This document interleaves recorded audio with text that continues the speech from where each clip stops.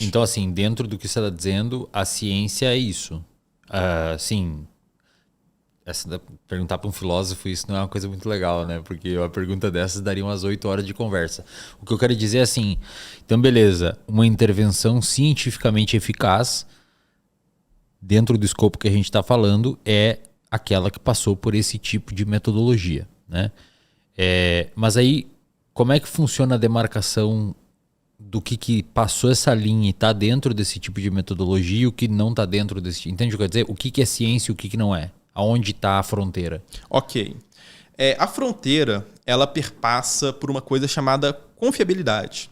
E aqui, Eslen, é muito importante a gente mencionar uma coisa. Antes de eu falar sobre confiabilidade. Por muito tempo, quando nós falávamos de demarcação, havia-se uma esperança de que nós teríamos uma metodologia universal que pudesse demarcar o que é e o que não é ciência. Teve alguns grandes autores que tentaram isso, né? Sim, né? Alguns colocam que o Popper foi um cara que foi para essa direção, com a falsibilidade. Nós tivemos outras tentativas também ao longo da história da filosofia da ciência.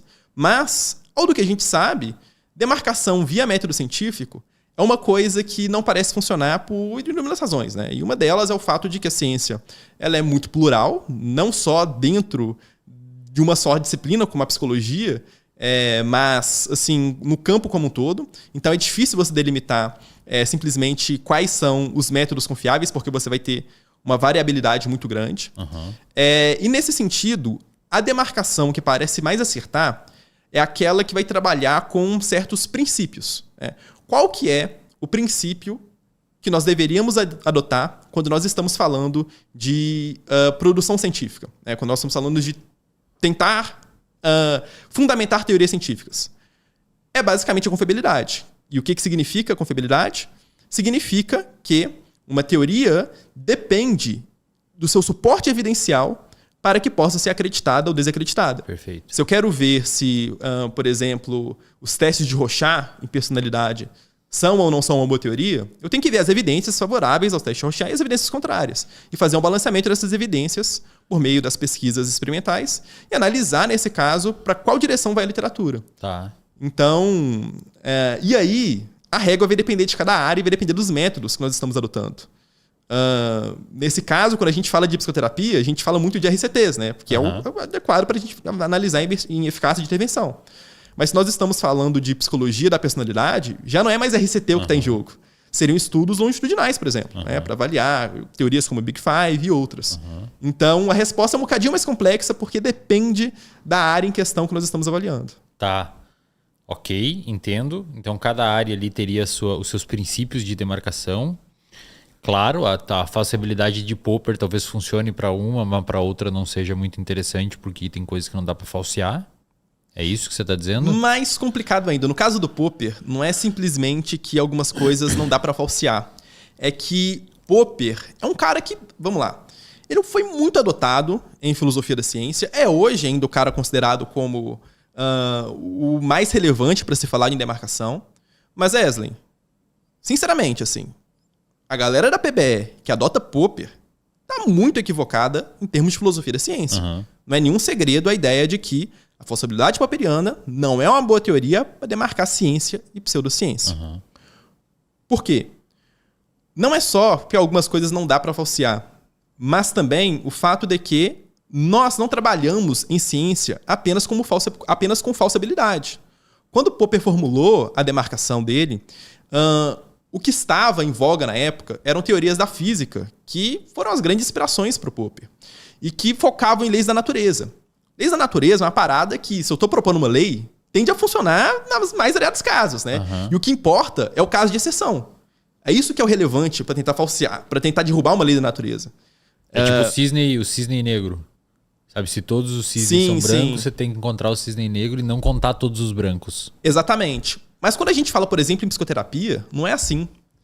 Se eu tenho uma intervenção, como, por exemplo, DBT para borderline, já é esperado que essa intervenção não vá funcionar para todo mundo. E seria simplesmente bizarro que a gente simplesmente abandonasse intervenções pelo mero fato de que elas têm contra-exemplos. Elas têm casos em que não funcionam para as pessoas. E nessa direção, você já não consegue mais captar a cientificidade via falsibilidade. Porque a gente teria que concluir, então, que nenhuma psicoterapia, nesse caso, é científica.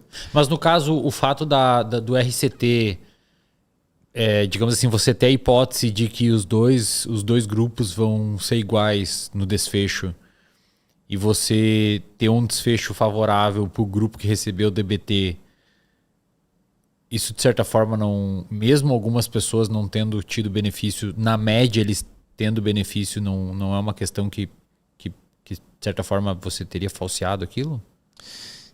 Então... Você entende o que eu quero dizer? Sim. É porque a gente... Vamos lá. Quando a gente fala em falsear, em primeiro lugar, que esse é um conceito técnico do Popper. A gente hoje tende a considerar falsear como mero achar um contra-exemplo. Mas, na verdade, a coisa é um bocadinho mais complexa. Porque, assim. no caso, Existe uma lógica de raciocínio científico do Popper em que, basicamente, a gente parte de conjecturas e refutações. Eu tenho uma conjectura que é universal, como, por exemplo, nenhum comportamento é causado pela mente. E o trabalho científico seria refutar essas conjecturas universais, tentando encontrar com os exemplos. Nesse sentido, para eu começar com uma hipótese científica, trabalhando numa lógica popperiana, eu teria que já partir de uma ideia mais universal, assim, do tipo, DBT para borderline funciona para todas as pessoas. Mas e se partisse do pressuposto inverso? Se partir assim, DBT funciona tanto quanto a simples passagem do tempo para borderline. Aí você vai lá e falseia essa informação. Certo. Você entendeu o que eu quer dizer? Inverte. Nesse caso, talvez. Nesse caso, sim. Eu poderia encontrar um exemplo de falsibilidade. Isso. No modelo popperiano. Porém, esse caso em específico não se resume a toda a literatura, né? Uma outra coisa importante é que nós não poderíamos trabalhar com confirmação. Caso o meu achado tenha sido favorável à ideia de que a DBT é eficaz, o que eu digo não é que eu confirmei essa hipótese. É verdade. Mas sim que simplesmente eu não posso refutá-la. E assim, você anulou de certa forma, você refutou uma hipótese que é meio esdrúxula até, né? Porque você refutou uma hipótese que uma terapia que tem toda uma plausibilidade biológica por trás e tal, funciona tão bem quanto não fazer nada. Acho que no caso eu forcei a barra com a hipótese para encontrar a refutação dela. Entendi o que você quer dizer. Entendi. Então, assim... E aí, só pensando aqui, quando a gente fala inclusive de revisões temáticas, aí que a coisa fica mais bizarra ainda. Porque eu posso ter achados favoráveis a uma intervenção, contrários, e eu vou balancear, de acordo com as evidências, aquilo que a literatura aponta como direção. Isso já parte de probabilidade, já parte de indução, que é coisa que o Popper não acreditava ser a base da ciência. Qual que é a diferença, só para deixar claro o que é indução? Claro. Quando nós falamos de raciocínio dedutivo e indutivo, outra coisa importante, as pessoas tendem a ter uma visão bastante equivocada em relação a essas ideias, né? Muitas pessoas tratam que raciocínio dedutivo é você partir do geral para o particular, e indutivo parte do particular para o geral. Aqueles exemplos dos cisnes, então. O cisne 1 é branco. Não, cisne 1 é branco, cisne 2 é branco, cisne 3 é branco, logo todos os cisnes são brancos. Isso seria indutivo.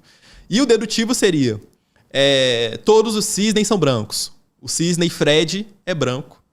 Não, Fred é um cisne. Logo, Fred é um cisne branco. Exatamente.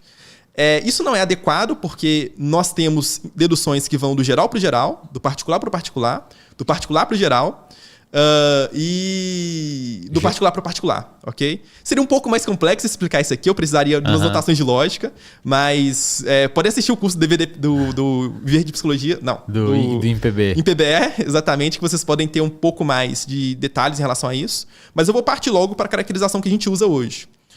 Quando a gente fala de dedução, nós estamos falando de um raciocínio que sua validade depende de que, quando todas as premissas são verdadeiras, a conclusão necessariamente se segue.